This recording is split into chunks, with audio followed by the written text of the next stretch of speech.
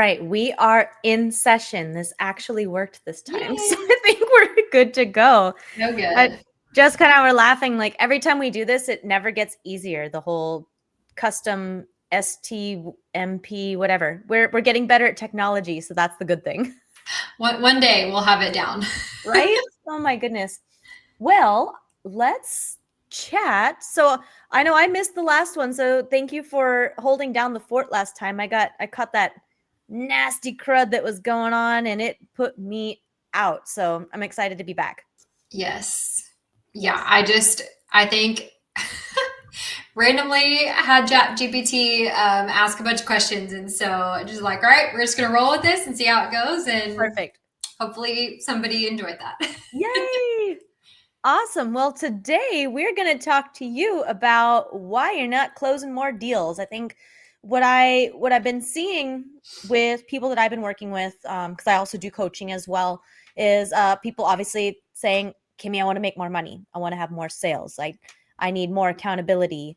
Or the places where they're getting stuck is around the follow up and such. So I figured Jessica and I can talk a little bit about that, especially coming from being Scratch, hence the name of our podcast, Scratching the Surface, because especially when you're in growth mode, like the cool part is you really have little to no service work. Everything is about growth, follow up. Let's go find some leads. So I think where we can really start would be most agents may think that they have a lead problem when it's actually that they have a conversion problem. You Yes. know what? I think with social media and AI giving us good opportunities to get out and network, like it's easy to go find leads. The cool part about insurance is everybody needs it, right? Yes. Yeah. So, And everybody's rates are going up. So they're trying to oh shop yeah, now. Yes. yeah, lots of opportunities. So for you, Jessica, like when you guys first started, what was your plan to lead generate? Honestly, I don't know that we had a plan in place because we were so new that we just knew nothing, and we had bought a business like right off the gate. So we learned a lot by servicing that book, which then kind of led us into how do we get the leads that we want? Mhm. Because what we learned was that we had acquired not necessarily the pool of people that we were aiming towards. And so we also really quickly pivoted into the commercial space too. So Great. finding leads there, we kind of got opened up to the trucking world, which we were able to get some leads, and we still do that today. But now, and I think a lot of this came from just learning like what people are listening to, but social media was huge for us in getting organic leads, and we've seen that like paying off. So just letting everybody know, like, not a secret agent, right?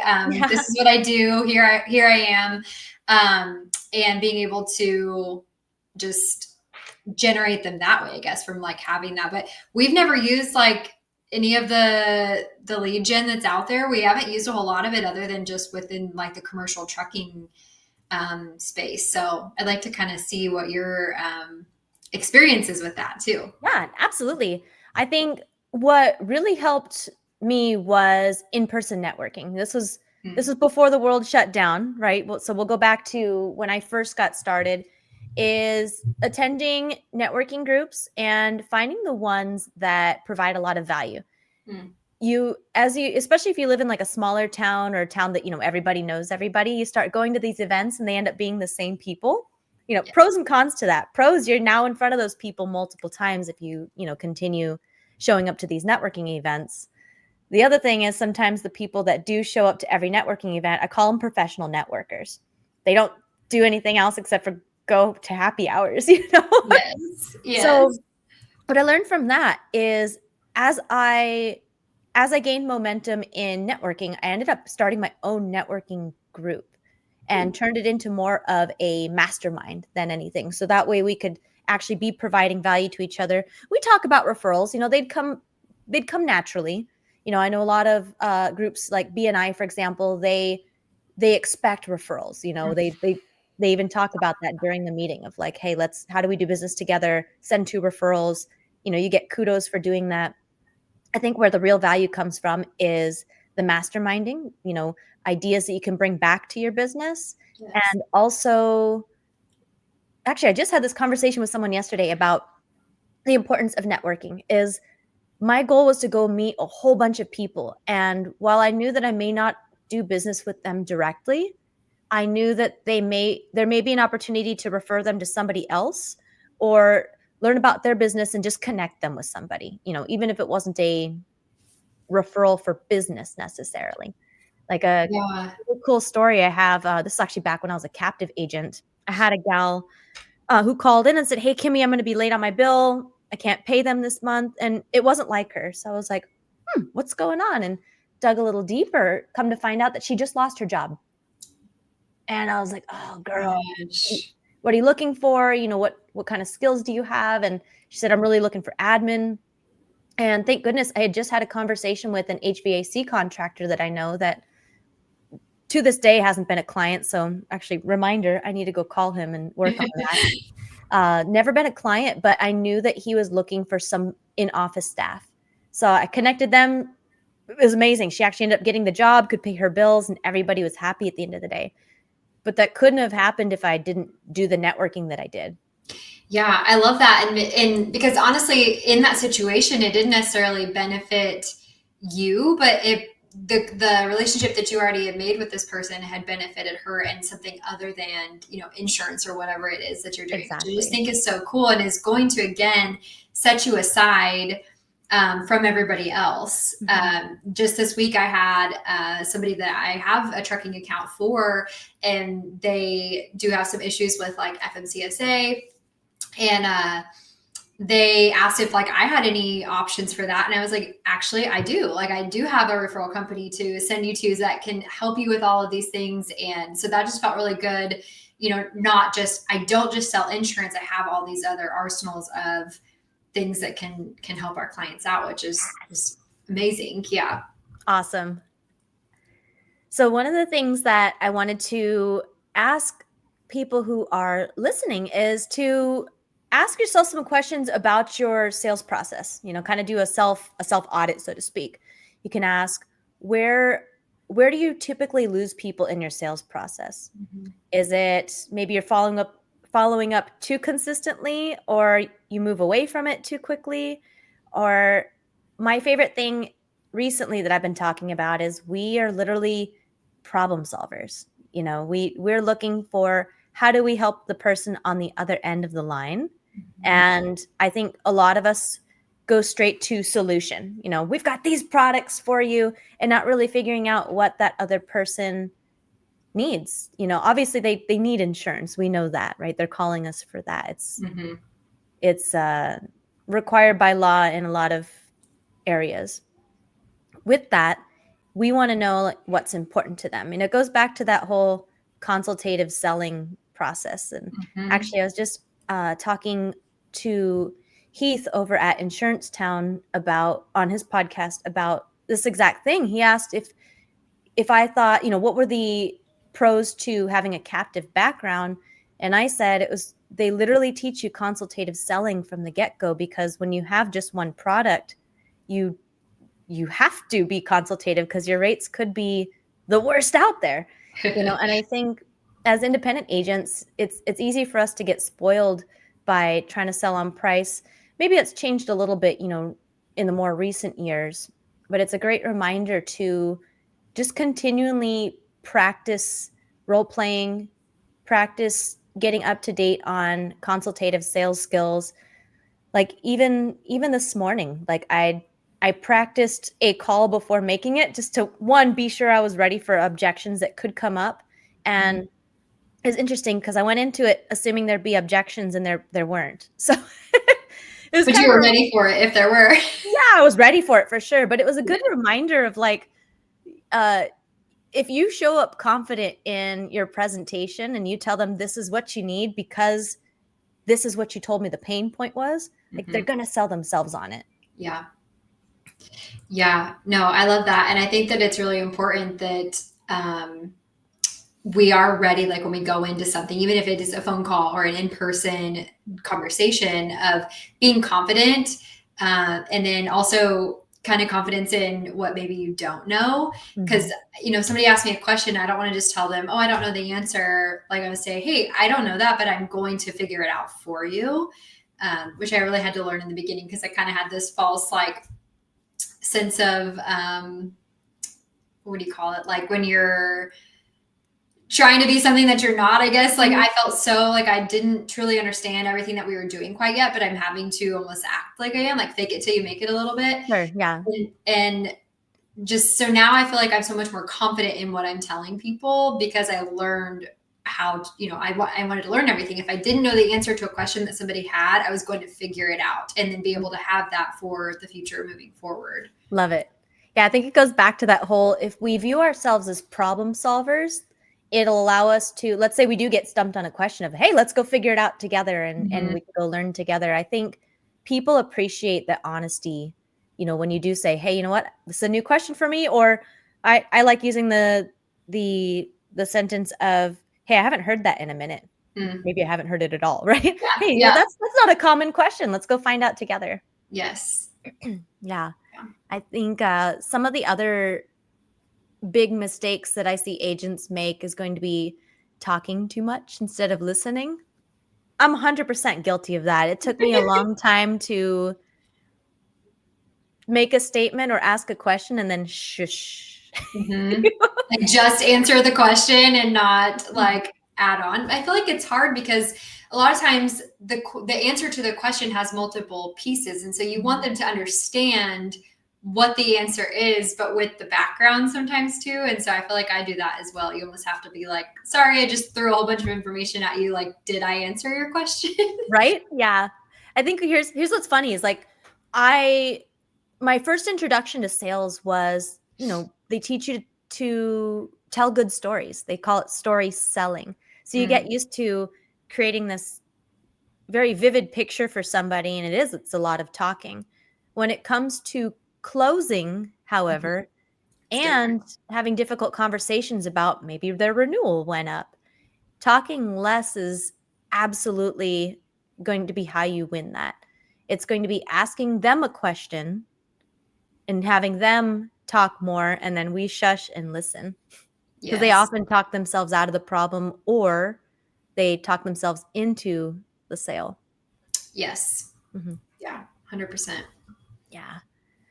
So, kind of to circle back to what we originally talked about when we first started this conversation today about the reason people aren't closing more deals is finding the bottlenecks in the sales process, kind of where are you getting stuck?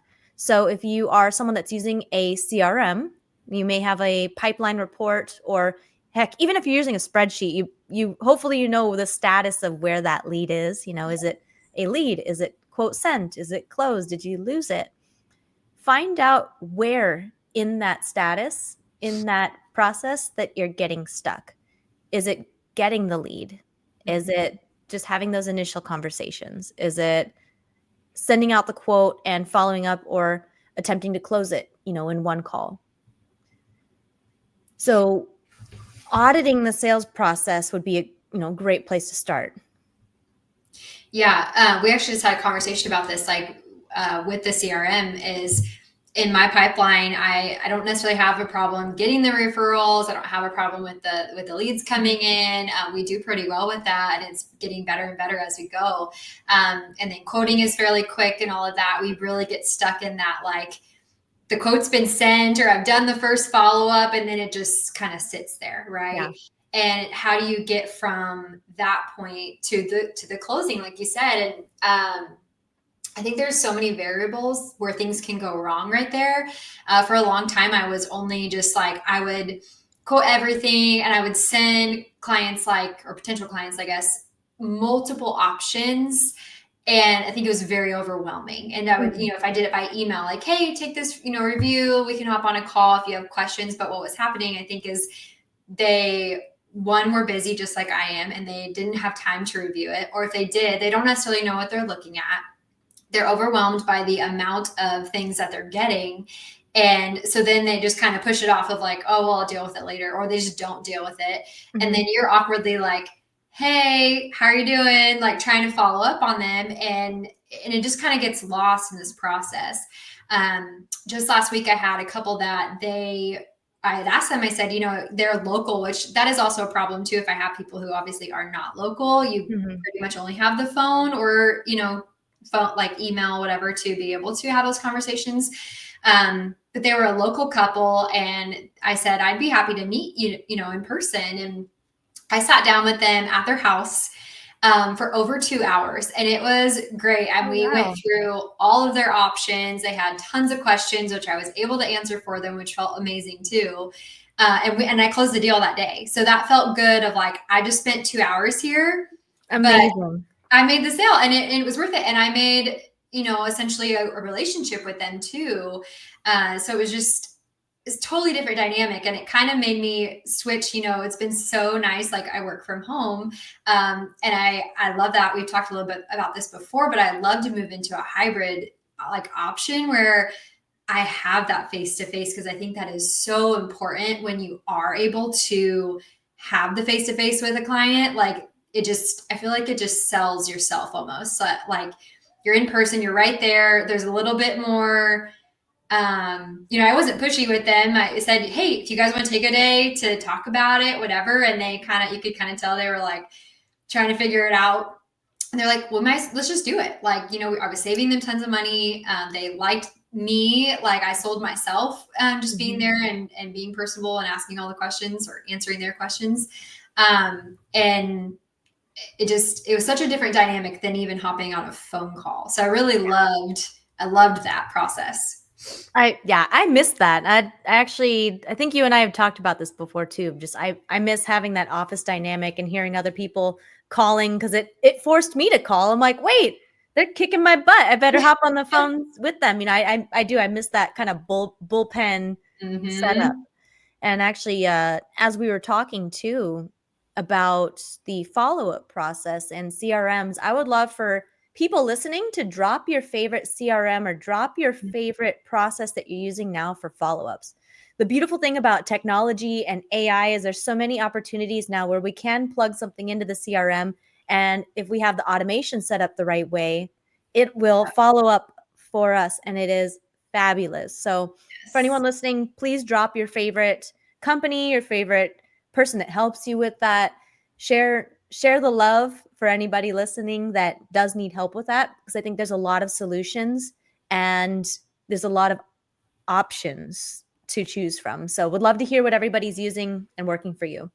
Yeah, there are so many options out there. And I like our CRM setup, but I struggle with like a almost like a task manager. Like, Mhm. I can follow my leads and all of that, but the little, just, hey, I need to do this little thing today. I might need to send an email or make a phone call, or just those little checklist things. And sometimes I struggle with when there's all these different things. We have our calendars, we have our CRMs, like all of that. And so integrating it all together. And I feel like that's where a lot of that follow up also kind of gets missed, Mm. is if I didn't note that I like already emailed them or already texted them, like, I want to follow up, but I also don't want to be the nagging person every day that's like, hey, I'm still here. Like, have you looked at your stuff? Like, please call me, but I want to Mhm. be I want to be enough that I'm also not like getting thrown to the curb and they're completely forgetting about me too.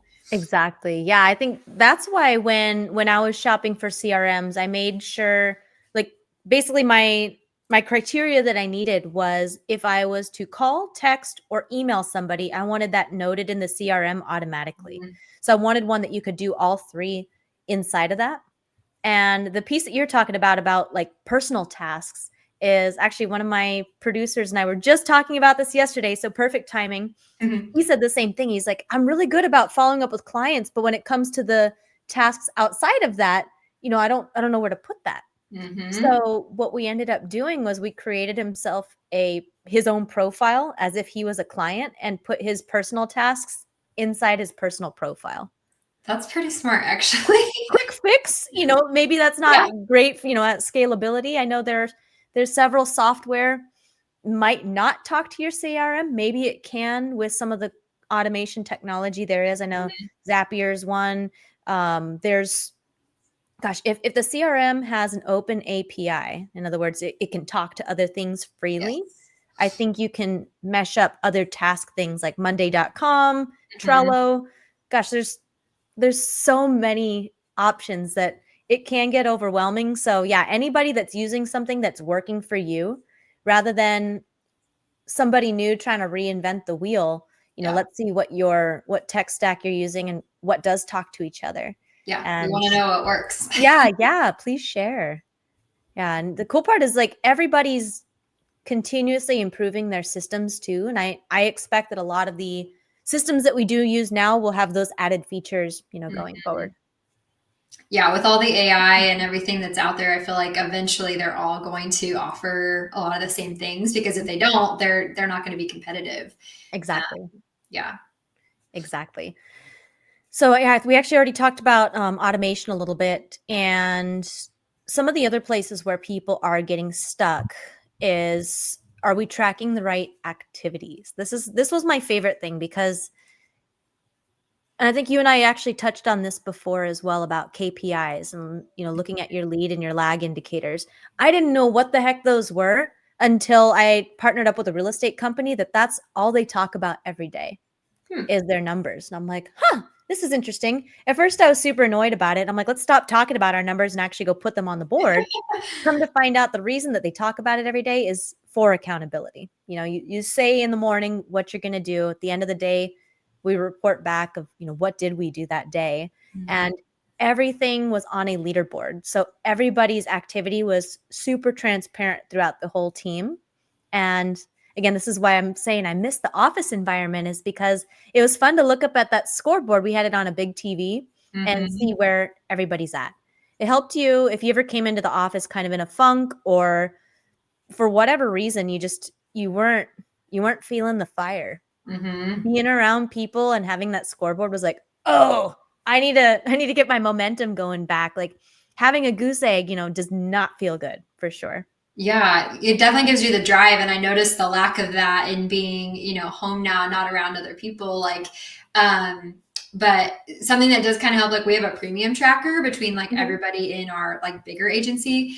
And so that kind of sometimes I'm like, oh, well, they made this sale. Like I need to, get this. Or even sometimes it'll like force me to be like, oh, I do need to follow up with this person.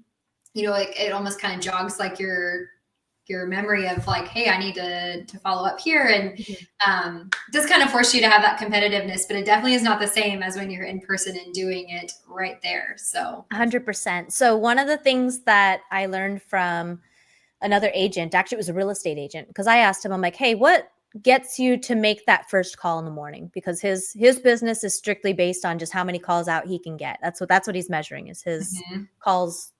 And he said he always starts with a phone call to somebody that he knows.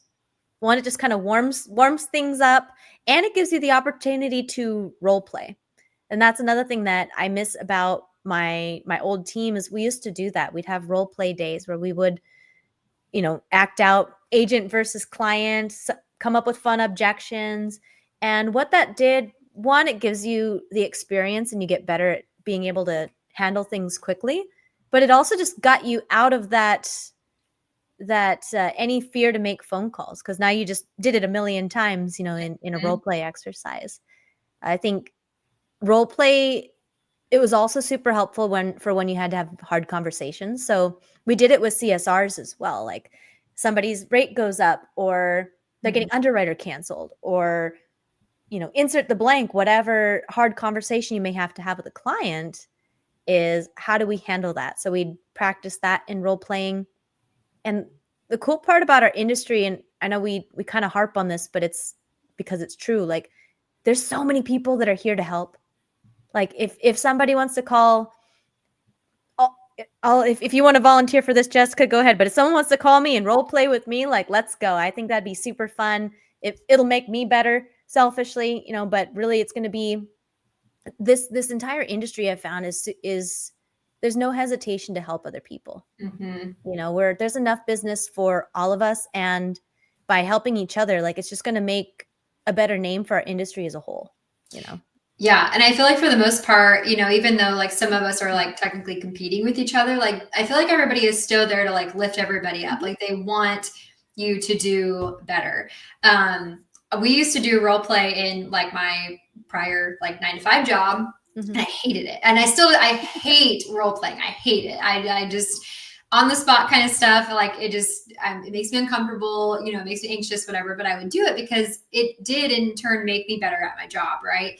And so again, I'm lacking that piece here. Not that I couldn't do it like on a Zoom call or even over the phone or whatever it is. But when we went, my husband and I went down to Texas last year to meet with like Joe Camper and their team and everything, which that was the first time I'd kind of been in that bullpen like setting, Mhm. and never had done like cold calling at all. And literally Joe like put me on phones in front of everybody, and that was my first experience just like doing all of that. And I was terrified. I was so terrified. But I learned, and I probably sounded like an idiot on half the calls. Joe was probably laughing at me. They probably all were, but it was fun. And just like now I'm so much more confident, even from just that week of doing that, Mhm. that I learned so much in just those couple of days of calls from being thrown into the fire. And so I think there is something to say about, even if it makes you uncomfortable, you have to get out there and do that, because it's going to make you better. It's going to make you a better agent, better, at whatever you're doing. Like practice makes perfect, right? 100%. This is what I would tell my team. Would you rather look like an ass in front of me or in front of the person that's about to drop 10 grand on a policy? True. Yeah. Like, you know? True. And I think sometimes, like in my head, I'm almost like, it's so much easier to talk to a stranger sometimes, like, or somebody that you don't fully know, because you feel like you're not being judged as much. Like, whereas if you're doing it in front, like when we used to do our role play at my old office, like I would do it with my supervisors, and my supervisors, mind you, that I spent hours a day with and like know a lot about my personal life and all this stuff. And it Mhm. still just felt so much more awkward with them when I would be like, well, I'm not like this around my clients. Like I feel like I'm fully confident and stuff with my clients. But then when you're like standing over my shoulder listening or like whatever, it's a whole different dynamic. But if you just kind of like open up to that and know that, okay, this is making me better in the end, Mhm. then like it's okay. Yeah. Here's the thing too is if you practice enough and you become better than them, then they're going to forget any of those first calls. Yeah. I wish I would have saved one of my first sales calls. It was probably awful, you Hmm. know? And I think a fun challenge for anybody listening, if you do struggle with having conversations, when it does come to role play or you're afraid of embarrassment, a great way to exercise that is go sign up for an improv class. Mm, If you've ever so for any theater kids listening, like, you know exactly what I'm talking about, but getting up on a stage in front of a group and just doing something random and not being afraid to be embarrassed will absolutely break that for you. I think the if you're okay with making mistakes or sounding silly, the cool part is a lot of that you can actually back yourself out of if you've done it enough. mm, Let's say you do say something incorrectly, you can say, "Oh, please forgive me. That was the wrong information," or "What I meant to say was this." And, handled the right way, like they're not going to remember what just happened. mhm. Yeah, instead of them losing their, like your honesty piece, I guess, with them. Yeah. Mhm. Then they kind of are like, what did you just say? Like now you're not making sense. And then they kind of lose, trust in you. Yeah, exactly. So Hmm. again, it's a lot of it's practice. And if you're somebody that maybe isn't able to get to something like that, practice it with a friend like this. We could do it on a Zoom, or even just visualize yourself practicing it. Hmm. Visualize it in your mind and then go and practice it in front of the mirror. Even just those activities will help you get better at communication. Yeah. Mhm. Well, and I notice a lot of times too that like I get more nervous, and then the actual like phone call or whatever goes so much more smoothly than I expect it to. And so I'm like, why do it's almost a battle just with myself. Like I do better than I think that I do. Mhm. But I have, I don't know, lack of confidence, I guess. And so it's hard to really just jump in. But then once you're there, I'm like, okay, that wasn't that bad. Like, Yeah. It's like a roller coaster. mhm, You're waiting in line and you're like, "Oh my gosh, this thing's yes, so fast." Then you get off of it and you're like, "Let's go again." let's do Or you it. throw up, one or the other, right? Yes. Amazing. Well, I think we hit a lot of the key points that we wanted to. I think for anybody listening, I would ask what's a sales metric that you're going to start tracking today that perhaps you weren't doing before? Do an audit on your sales process. Find out where are you or where is your team getting hung up on in the process, and go practice that with them. I think anyone in a leadership role or management role, that has a team that they're helping out, they're going to appreciate you helping them with that because it's going to make them better. It's going to make them more confident, and also pre-framing it to them that it's okay to mess up. Like, we all had to start somewhere. And I think it's really fun too when those managers or leaders do it with them, because oh gosh, I loved getting stumped because that way I could show them, hey, oh, here's one that we can work on together, Yeah. just Yeah. like when you are having a conversation with a client and you get stumped. My favorite thing to say, so if I can leave you guys with anything, is, hey, I haven't heard that question in a while. Let me go find out for you. I love that. I'm going to use that now. Yeah. And then it doesn't make them feel like, like they asked a weird question either. Mhm. So Yeah. amazing. Well, I'm so glad that we are able to be back, and we'll be back on track here. When will we be back? In 2 weeks. 2 We'll be weeks. back in 2 weeks on Thursday. And for anyone listening to, Jessica and I were actually talking about, we would love to get some guest speakers on here as well. So if there's a topic that you'd like to come talk about, just something you'd like to come share with us, please DM either one of us and we can get that scheduled for you too. Yes. Amazing. Well, Jessica, thank you. And thank you again for holding down the fort last time too. Of While I was course. in bed trying not to not to die. It was awful. Everybody stay safe out there, stay healthy, and we will see you again next week.